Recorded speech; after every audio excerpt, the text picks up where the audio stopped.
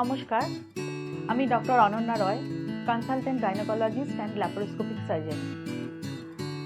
তো আজকে যে বিষয়টা সম্বন্ধে আমি বলতে চাইছি সেটা হচ্ছে অনিয়মিত অধিক রক্তস্রাব এবং তার চিকিৎসা। প্রত্যেক মাসেই মেয়েদের একটা ঋতুস্রাব হয়ে থাকে, একটা ব্লিডিং প্রত্যেক মাসে মাসে এই সমস্যার মধ্যে দিয়ে প্রত্যেকেই যান, যেটা অনেকটাই ফিজিওলজিক্যাল বা সম্পূর্ণ নর্মাল। তো কিভাবে বুঝতে হবে যে এই ব্লিডিংটা খুব এক্সেস বা অতিরিক্ত হচ্ছে, সমস্যাটাকে কি করে আইডেন্টিফাই করতে হবে এবং কি করে আমরা জানবো যে আমরা কোনো অসুবিধার মধ্যে পড়েছি।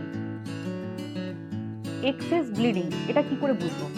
যখন দেখছি যে যে প্যাড আমরা ইউজ করি সেটা যদি প্রত্যেক দিনে 4 থেকে 5টা প্যাডের বেশি ফুল সোকেজ হয়ে যাচ্ছে, দ্যাট মিনস এক্সেস ব্লিডিং। বা যখন প্রলং পিরিয়ড ব্লিডিংটা স্টে করছে, that last for more than 7 to 10 days হয়ে যাচ্ছে, বা অল্প অল্প করে থ্রু আউট দ্য মান্থ একটা ইরেগুলার স্পটিং বা ব্লিডিং হয়ে যাচ্ছে, যেটা ভীষণই অস্বস্তিকর, তখন বুঝতে হবে এটা কোনো সমস্যার হচ্ছে এবং আমাদের সঙ্গে সঙ্গে ডাক্তারের কাছে তখন যাওয়া উচিত।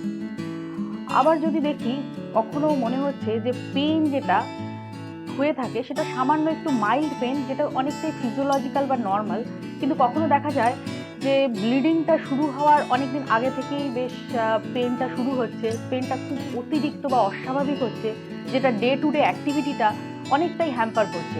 Even after stoppage of meals এই পেনটা থেকে যাচ্ছে, সারছে না, দ্যাট ইজ অ্যাবনর্মাল।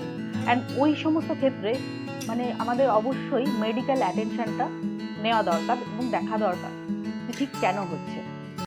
কখনো হয়ে থাকে কি অধিক অ্যাবনর্মাল একটা হোয়াইট ডিসচার্জ, সাদা স্রাব হয়ে থাকে, যেটা কিনা খুব দুর্গন্ধযুক্ত হয়ে থাকে বা কখনো ইচিং থাকে বা এতটাই অ্যাবনর্মাল বা অস্বস্তিকর থাকে